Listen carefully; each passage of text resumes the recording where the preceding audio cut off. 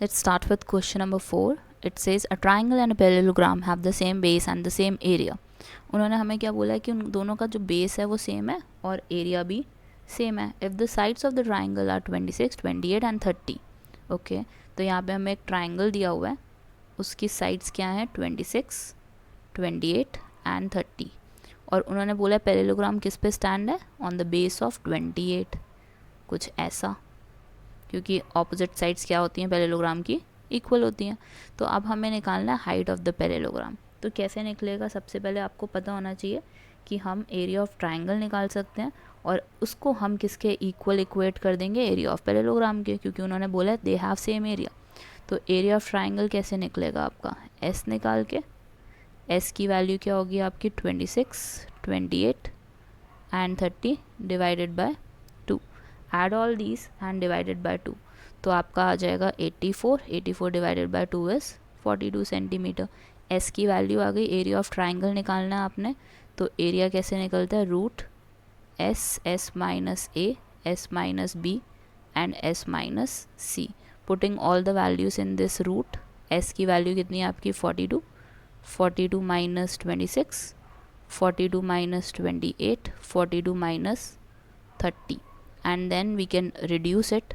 सबसे पहले 42 ही रहेगा और 42 और 26, 42 में से 26 गए तो 16, 42 में से 28 गए 14 एंड 42 में से 30 गए, इट विल गिव यू 12.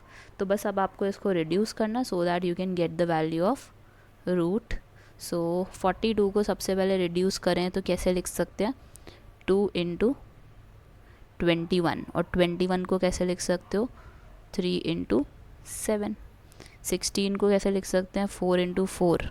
और या तो ऐसा करते हैं कि सबसे ज़्यादा रिड्यूस कर देते हैं,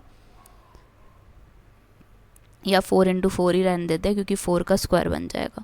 14 को कैसे लिख सकते हो, 2 इंटू 7. 12 को कैसे लिख सकते हो, 3 इंटू 4. तो अब देखते हैं किस किस के पेयर्स क्रिएट हो रहे हैं यहाँ पे और किसका नहीं हो रहा.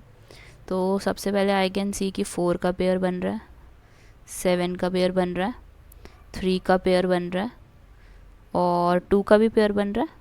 और 4 को हम कैसे लिख सकते हैं, लास्ट वाले 4 को 2 इंटू 2. तो इसको हटा के I am changing it into 2 into 2 ताकि उसका भी पेयर बन जाए. तो सबके पेयर्स बन गए हमारे एक एक, 2 का स्क्वायर, 2 का स्क्वायर, 3 का स्क्वायर, 4 का स्क्वायर, 7 का स्क्वायर. अब सबके रूट और स्क्वायर रूट हम कैंसिल कर देंगे और हमारे पास फाइनल आंसर आ जाएगा 336 सेंटीमीटर स्क्वायर. 336 सेंटीमीटर हो गया आपका एरिया ऑफ ट्राइंगल. अब हमें पता है एरिया ऑफ ट्राइंगल किसके इक्वल होता है, एरिया ऑफ पैरेललोग्राम के. So area of triangle is 336. Area of parallelogram है बेस इनटू हाइट. एच की वैल्यू निकालनी है आपने, तो कैसे निकलेगी, बेस को पुट करोगे आप एज 28, हाइट हमें नहीं पता, और 336 को किससे डिवाइड कर लोगे, 28 से. तो दोनों को डिवाइड कर दें and you will get the answer as 12 centimetre. So yes, height of the parallelogram is 12 centimeter. So this is your answer for the fourth one. Now we'll move to fifth question.